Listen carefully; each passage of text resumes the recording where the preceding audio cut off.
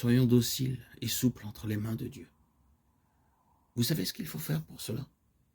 Se tenir en paix et en tout repos. Ne s'inquiéter jamais et ne se troubler de rien. Oublier le passé, vivre comme s'il n'existait pas d'avenir.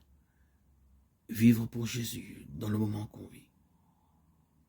Ou plutôt vivre comme si l'on n'avait pas de vie en soi, mais laisser Jésus vivre à son aise.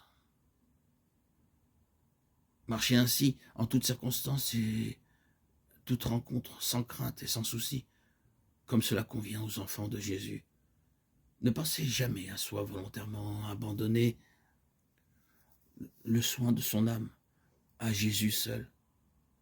C'est lui qui l'a prise par force. Elle lui appartient. C'est donc à lui d'en avoir soin, puisqu'elle est sa propriété.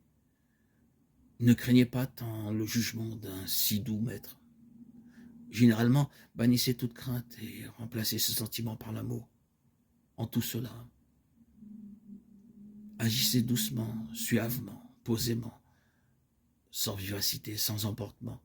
Faites le mort quand besoin est. Marchons ainsi en toute suavité, abandon et pleine confiance. Le temps de cet exil se terminera et Jésus sera à nous et nous à lui.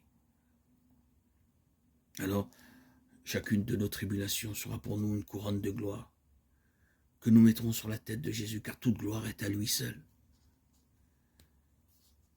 La vue de notre incapacité, de notre nullité doit être pour nous un grand sujet de paix, en nous convainquant que Dieu lui-même veut mettre la main à l'œuvre pour opérer en nous et par nous toutes les grandes choses auxquelles il nous destine.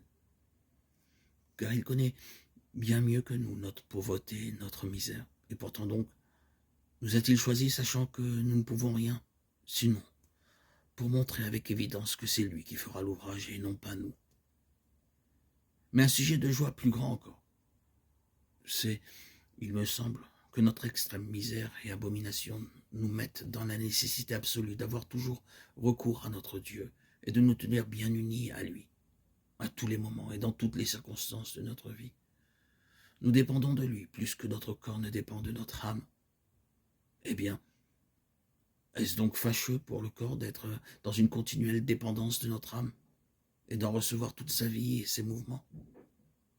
Au contraire, cela lui est très glorieux et très agréable, parce qu'il devient par là participant d'une vie beaucoup plus noble et plus relevée que celle qu'il aurait par lui-même. Il en est de même par rapport à notre dépendance de Dieu, mais d'une façon bien supérieure.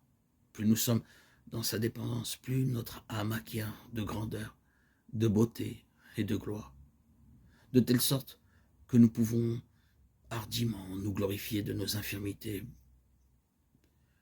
Plus nos infirmités sont grandes, plus aussi notre joie et notre bonheur doivent être grands, parce que notre dépendance de Dieu devient alors plus nécessaire. Ainsi donc, ne nous inquiétons plus si nous nous sentons faibles. Au contraire, réjouissons-nous, car Dieu sera notre force. Ayons seulement soin de tenir notre âme toujours tournée vers lui, dans la plus grande paix, le plus parfait abandon, la plus grande confusion et humiliation de nous-mêmes.